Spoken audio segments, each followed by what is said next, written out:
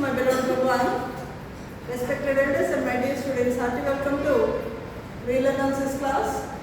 Today we are going to continue with the sequences.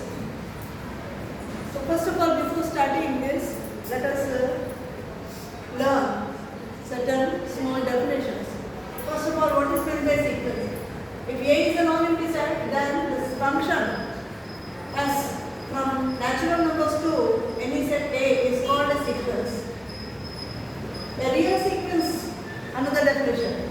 A sequence as from N to A is said to be a real sequence if A is a subset of R.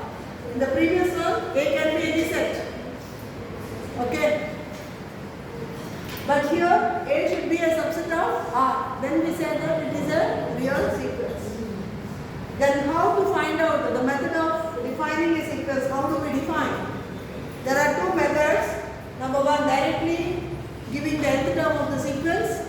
In the second method, by recurrence formula. That means if you know the 10th term, then only we can define the 11th term. If you know 100th term, then only we can define 101th term. Directly by substituting the value of n, you will not get it. That is the how. That is why it is called recurrence formula.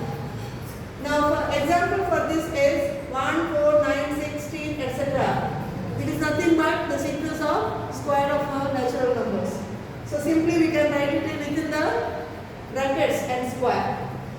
When you consider the second example, look at this. S1 equal to 1, Sn plus 1 equal to what? 2 times Sn. So what is going to be the second term? 1 plus 1. Put n equal to 1. Then it becomes what? S2 equal to 2 times S1. So we get S1 as 1, S2 as 2. Again, what is going to be S3? What is the third member of the sequence? Third number is denoted by S3. 10th number is denoted by S10. 100th number is denoted by S100. So what is going to be S3? That means 2 plus 1. That means 2 into S2. What is S2? 2. 2 into 2, that becomes 2 square.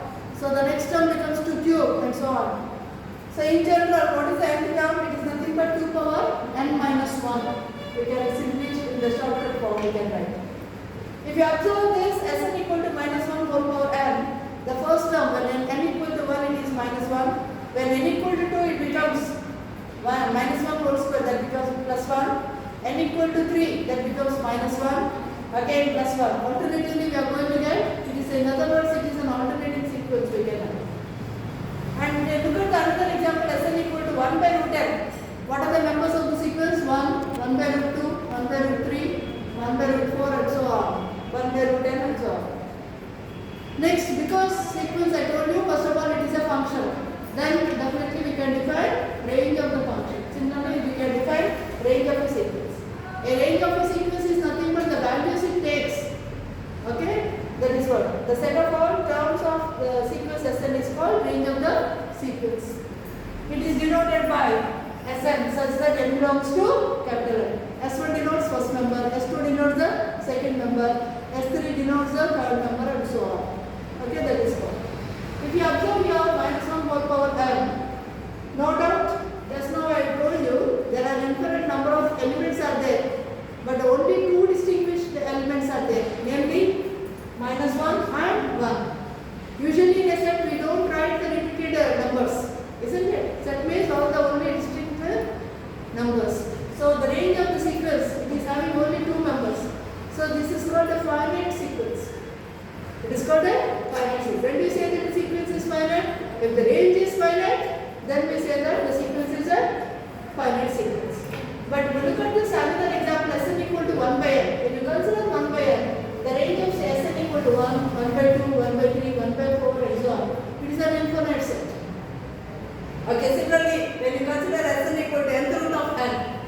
So what are the range of Sn? 1, square root of 2, cube root of 3, 4th root of 4, 5th root of 5, 6th root of 6, etc. Nth root of n plus 1th root of n plus 1 and so on. So that is also an infinite sequence. So there are two types of sequences. One is finite sequence, another one is an infinite sequence.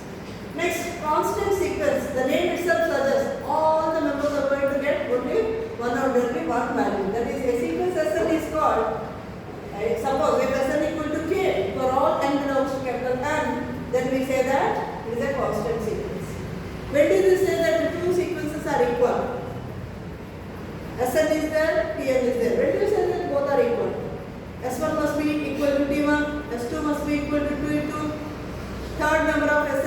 equal to third member of T3. Similarly, 100th member of Sn should be equal to 100th member of Tn and so on. So correspondingly Sn must be equal to Tn for all n belongs to capital N. Then only we say that two sequences are said to be equal. Now what are the operations that on numbers we can define addition, subtraction, multiplication and division and so on. Similarly here also we can define addition of sequences, subtraction of sequences, product of sequences, reciprocal of a sequence and quotient of a sequence we can define. So consider two sequences namely Sn and Tn. So add the nth term of the sequence. What are the Sn plus Tn?